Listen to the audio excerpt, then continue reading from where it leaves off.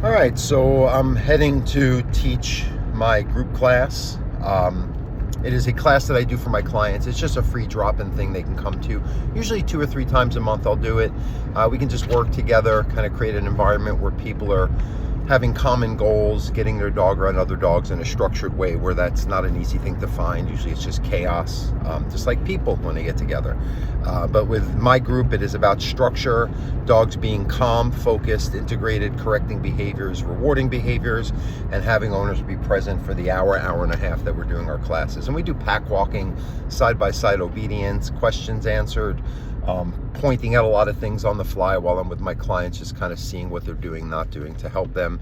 And also I tell people, watch things that I, note with other clients, because that might very well, in most cases it does apply to your situation. So for that reason, it's helpful too. I find people that don't come frequently enough, don't long-term have as great a success versus people who are really engaging this. And this goes for our private training too. I find that if by a month into it, I'm telling them that their dog's not a baby still, explaining the concepts of commands that are pretty straight principles that I tell them numerous times and demonstrate in the first lesson. And I have lots of supplementary handouts, videos, other trainers as references that they can, if they just study it and follow it and get into the mindset and apply it, will do fine with their dogs. But a lot of people unfortunately don't.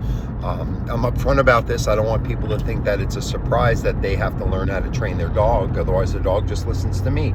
And sometimes if they're not doing anything, what I'm expecting of their dog when I'm there for the weekly session, it's just not, it's too much. It's like the expectation of the dog to listen at times where they haven't implemented it is putting stress on the dog, and I refuse to do it. So, so people who come to classes, do the homework, practice, engage with questions, are more willing to show me what they've done and how great their dog's improved instead of guarding their progress and response because they're kind of embarrassed or just realize they're not doing the work, which is, I'd rather not have you work with me. I don't need the money. I'd rather help people that want to help themselves, help their dogs. That's it.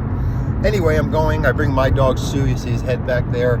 He likes to help, and he enjoys it, and it's good for him, right? I bring my dog. Also, I like to have my clients see how I handle and relate to my own pets.